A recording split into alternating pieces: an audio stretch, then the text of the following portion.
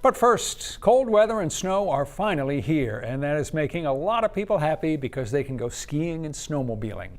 And some will do something different and look for the quiet of winter woods on snowshoes.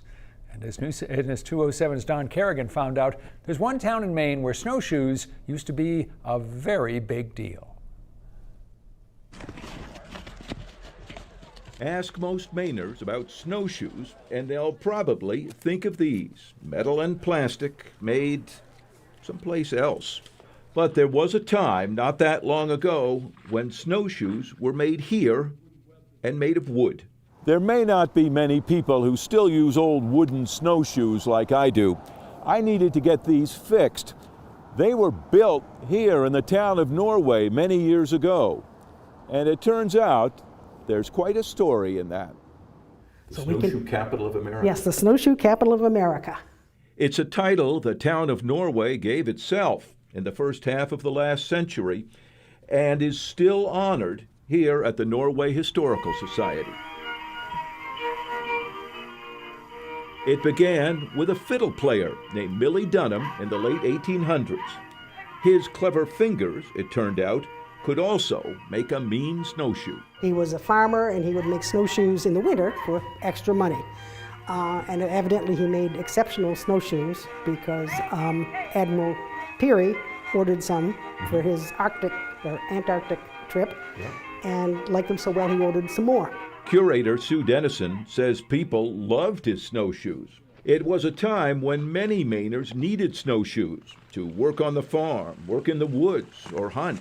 So Millie taught his nephew the skill, and Dennison says the nephew then taught a man named Tubbs, who in 1907 started a real snowshoe factory, employing dozens of people in Norway making hundreds of pairs of snowshoes. They would steam ash wood or whatever kind of wood they used to make the frames so it was flexible, and they would press it around the mold so the wood would dry in that shape. And of course you can see the snowshoe shape here. Tubbs was eventually sold and moved to Vermont. So some former workers started a new company in the same building and called it Snowcraft.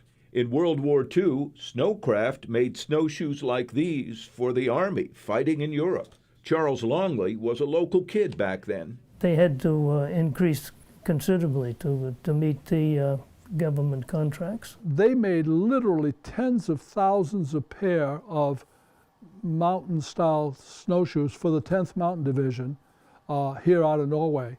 Paul Cody knows a few things about Norway snowshoes. This small group of shoes right here are all Millie Dunham shoes. Cody has been collecting and studying snowshoes for 25 years.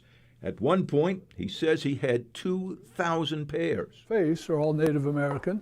Now he has the best 250 to 300 pairs on display at his office in Oxford, including the oldest and most elegant made years ago by Maine's native tribes. You look at the intricacy of how they webbed the body of the shoe. It's fine workmanship. But the demand for snowshoes required efficiency, so the one-man shops went away and factory production took over. But in addition to Tubbs and Snowcraft, you had Ellingwood Turning Company in West Paris manufacturing snowshoes under the Oxford brand. You had Millie Dunham making snowshoes. You had H.H. Hosmer making snowshoes. And with the exception of the Oxford brand of shoes that was made in West Paris, all the others were made in Norway. There was a snowshoe festival here in Norway in 1949 where there was no snow, so they brought in sawdust, dumped it on Main Street so they could have snowshoe races. The big snowshoe was unveiled at that time. That big snowshoe, 16 feet tall, was built as a sign to welcome people to Norway, proudly proclaiming the town as the Snowshoe Capital of America. And it was a claim to fame. Well, we like to think it's a claim to fame. Snowcraft closed decades ago. The giant snowshoe sign fell into disrepair and then vanished. Paul Cody has a replica of it on his ceiling.